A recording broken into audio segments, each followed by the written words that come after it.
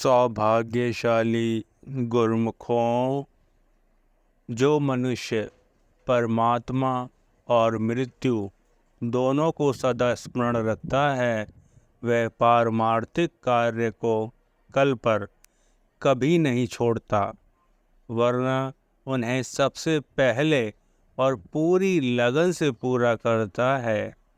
भक्ति पद के साधक दूसरों के दोषों को कभी नहीं देखते।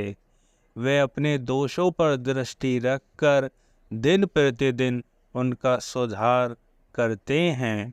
मृत्यु का समय निश्चित नहीं है। इस शरीर का किसी भी क्षण नाश हो सकता है, इसलिए शीघ्र ही समय के संत सद्गुरु की शरण संगति खोजो और इस जीवन के अमूल्य क्षणों को सार्थक बना लो।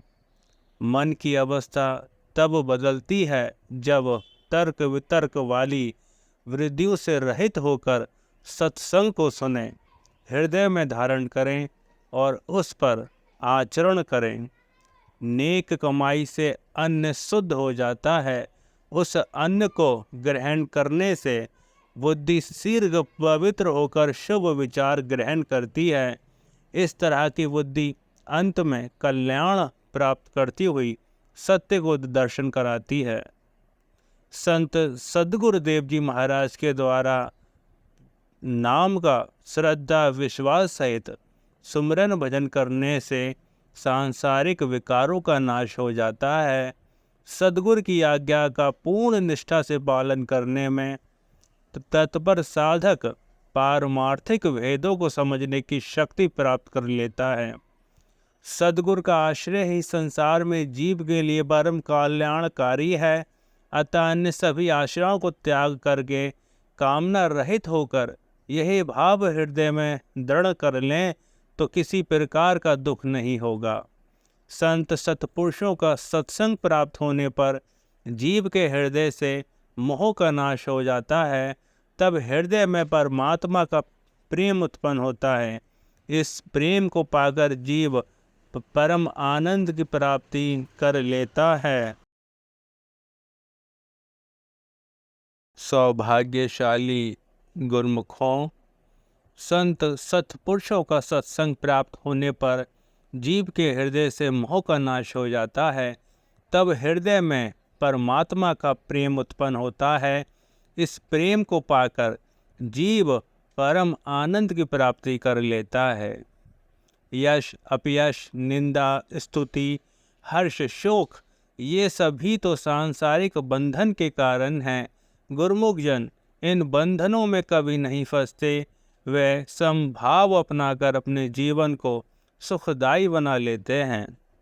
मन की चाह को पूरा करने के लिए सांसारिक विचारधारा का मनुष्य सदैव कामनाओं से ग्रस्त रहता है।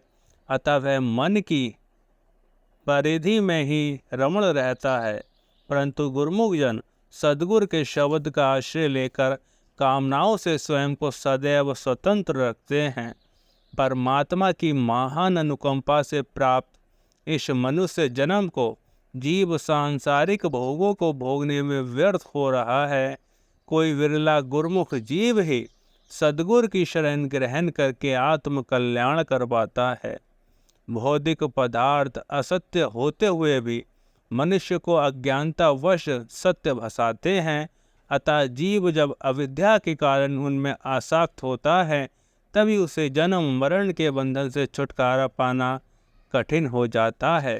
समय के संत सद्गुरु निर्गुण निराकार परमात्मा के सगुण साकार स्वरूप होते हैं, परंतु अहंकार को प्राप्त प्राणी उन्हें पहचान नहीं सकता। जब जीव अपने चित्त को भगवान नाम के सुमरन में लगा लेता है, अपने पापों का पश्चाताप करता है, तो वह निष्पाप हो जाता है।